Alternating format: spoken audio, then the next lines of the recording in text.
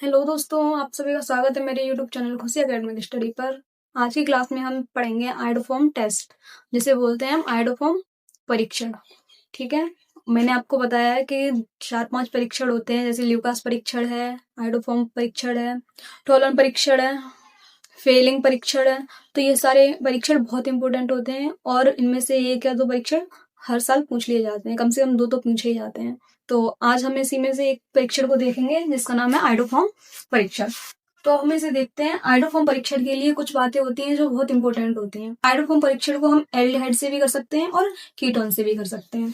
तो देखो, एल्डिहाइड से, लेकिन इनके लिए एक इम्पोर्टेंट बात होती है। क्या होती है? एल्डिहाइड लें या फिर हम कीटोन लें, उसमें अल्फा सी यानी कि अल्फा कार्बन का होना बहुत आवश्यक होता है। अगर वो अल्फा कार्बन उसमें नहीं होगी तो इसकी अभिक्रिया नहीं होगी, चाहे आप कोई सा भी एल्डिहाइड ले लें या फिर कीटोन ले लें। तो देखो, हमें अल्फा कार्बन होती क्या है, तो हमने सबसे पहले लिया aldehyde CH3 C double bond O single bond H। अब देखो, ये ग्रुप है एल्डिहाइड ग्रुप, ये एल्डिहाइड समूह है। अब ये ग्रुप पूरा हो गया, इसका हाइफन CHO लिखते हैं हम, इसी को हमने तोड़ के लिख दिया C डबल बॉन्ड O और H।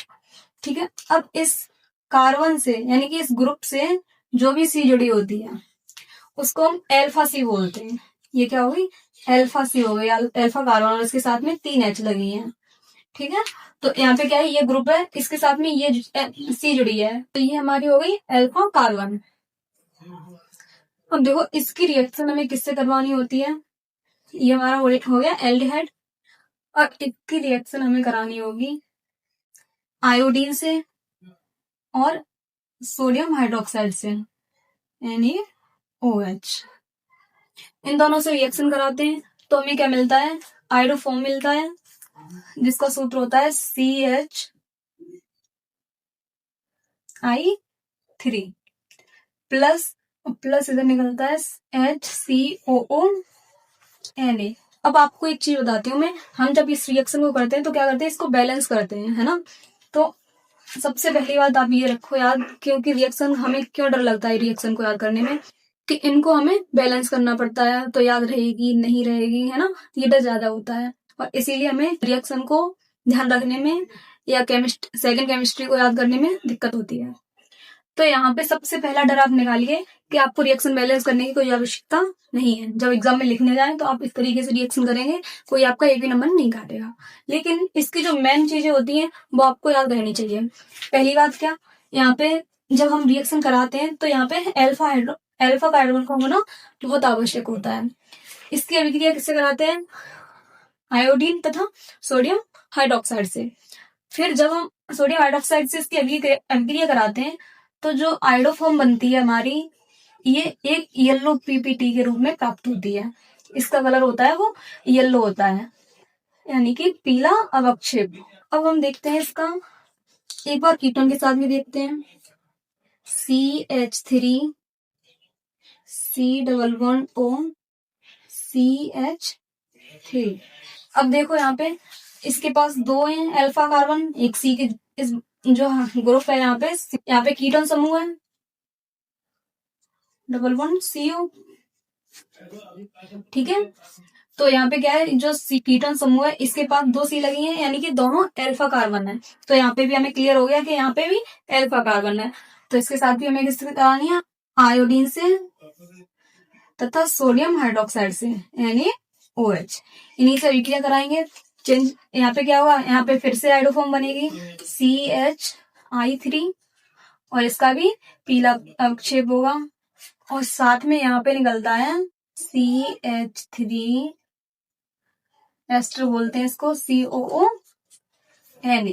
अब देखो दोनों में डिफरेंस क्या हो गया, यहाँ पे CH3 दोनों तरफ थे और यहाँ पे CH3 एक तरफ था, इधर केवल H थी। तो इसलिए एक CH3 यहाँ पे सिर्फ H रह गई, और यहाँ पे क्या हुआ, ये CH3 यहाँ पे आगे लग गई। तो आप याद रख पाएंगे यहाँ से कि एक जगह हमारी COONA है और एक जगह CH3 COONA है। ठीक है, तो यहीं से याद हो जाएगा, यहाँ पे एक ही बार है इसलिए वो वहां पर भी पहुंची, CH यहाँ पे आ गई इसलिए, और यहाँ पे 2 बार CH3 जुड़ी है तो एक बार CH3 यहाँ पे लग गई। ये है हमारा कीटोन। तो एक बार हमने कीटोन से करा दी, एक बार एल्डिहाइड से करा दी अभिक्रिया। ठीक है, तो ये हमारा आयोडोफॉर्म परीक्षण है। और यहाँ पे आप फिर से एक बार बोल रही हूँ मैं आपको, रिएक्शन को बैलेंस करने की कोई आवश्यकता नहीं है, इसी तरीके से आप करेंगे और इसकी जो इंपोर्टेंट बातें हैं वो लिखनी है। अब मैं एक बार आपको बता रही हूँ कि कैसे लिखनी है। सबसे पहले आप डालेंगे आयोडोफॉर्म टेस्ट, जब अगर आएगा एग्जाम में तो यहाँ पे क्या लिखना करना है आपको, आयोडोफॉर्म टेस्ट एल्डिहाइड तथा कीटोन से प्राप्त होता है, इसके लिए आवश्यक है अल्फा कार्बन का उपस्थित होना। आगे लिखते हैं हम, इसके लिए आवश्यक है अल्फा कार्बन का उपस्थित होना। तो एल्डिहाइड अथवा कीटोन की अभिक्रिया जब हम आयोडीन तथा सोडियम हाइड्रोक्साइड से कराते हैं तो हमें आयोडोफॉर्म का पीला अवक्षेप प्राप्त होता है। ठीक है, ऐसे लिख के आपको और रिएक्शन दे देनी है। आपकी इच्छा है दोनों रिएक्शन लिखनी है या एक रिएक्शन लिखनी है, तो आपकी ये कंप्लीट हो जाएगी। अब यहाँ पे आप एक चीज और अलग से एक चीज बता रही हूँ आपको, जैसे हमारी एल्डिहाइड है, ठीक है, मैंने बताया अल्फा कार्बन, लेकिन अल्फा कार्बन का मतलब एक तरीके से समझो कि एक तरफ तो CH3, केवल CH3 होनी चाहिए। यहाँ पे अगर हमने मान लो CH2 और लगा दिया और यहाँ पे आके हमारा ये ग्रुप बनता है H, तो ये जो हमारा यौगिक है ये आयोडोफॉर्म टेस्ट नहीं देगा, क्योंकि इसको हम लिख सकते हैं C2H5। तो आपको ये चीज दिख रही है कि एल्डिहाइड में एक तरफ ये ग्रुप तो रहता ही रहता है, दूसरी साइड हम सिर्फ एक ही बार ऐसे लगा सकते हैं CH3 और फिर CHO। तो यानी कि एल्डिहाइड में सिर्फ एक ही यौगिक होता है ये वाला जो आयोडोफॉर्म टेस्ट देता है। लेकिन कीटोन में क्या होता है कि हमने एक तरफ मान लो एक तरफ CH3 लगा के C++O, इधर हम C2H5 भी लिख सकते हैं या C3H7 भी लिख सकते हैं, जितना चाहे उतना बढ़ा सकते हैं। अगर एक तरफ ये चीज बन रही है आपकी तो यहाँ से आपको ये टेस्ट हो जाएगा। लेकिन अगर यहाँ पे मान लो C2H5 लिख दिया तो ये, और इधर भी C2H5 है, तो ये भी इस टेस्ट को नहीं देगा। अब ये दोनों बातें मैंने आपको इसलिए बताई हैं कि अगर आपको कोई ऑप्शन करके क्वेश्चन मिल गया, विकल्प में मिल गया कि इनमें से कौन से यौगिक आयोडोफॉर्म टेस्ट देते हैं, तो सबसे पहले आपको क्या देखना है, वो एल्डिहाइड तो नहीं है या कीटोन तो नहीं है। जो एल्डिहाइड और कीटोन हो उन पे मार्क कर लें। अब उनमें से भी आपको क्या देखना है कि इसमें अल्फा कार्बन है या नहीं।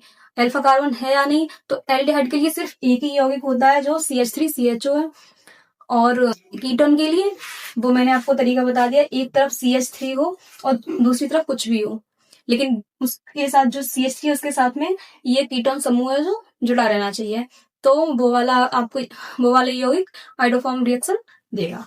तो आपको रिएक्शन ऐसे लिख के आनी है, एल्डिहाइड लिया आपने, उसके साथ में रिएक्शन करवाई I2 यानी कि आयोडीन और सोडियम हाइड्रोक्साइड, उससे हमें क्या मिला CHI3, इसको बोलते हैं हम आयोडोफॉर्म। ठीक है, और ये भी आयोडोफॉर्म है, ये आयोडोफॉर्म बना और इसका जो कलर है वो येलो कलर का, यानी पीला अवक्षेप प्राप्त होता है हमें। और दूसरी रिएक्शन भी आपको कीटोन वाली लिखनी है, तो यहाँ पे कीटोन लिखना है, इसमें I2 यानी वो एक से अभिक्रिया करानी है। यहाँ पे भी सेम आपको आयोडोफॉर्म मिलेगा, इसका भी पीला अवक्षेप है, बस यहाँ पे HCOONA मिला और यहाँ पे CH3COONA। वो क्यों मिला, यहाँ पे कीटोन था तो CH3 डबल लगी है इधर उधर, इसलिए यहाँ पे CH3 लग गई, और यहाँ सिर्फ H लगी थी तो यहाँ पे H लग गई, और ये दोनों है एस्टर। ठीक है, क्या है ये, एस्टर। आज की क्लास में आयोडोफॉर्म टेस्ट हमने करा दिया है कंप्लीट, अगली क्लास में दूसरा टेस्ट कराएंगे। तो आई होप आप सभी को ये वाला आयोडोफॉर्म टेस्ट आपको समझ में आया होगा। अब मिलते हैं हम एक नई क्लास में, तब तक के लिए धन्यवाद।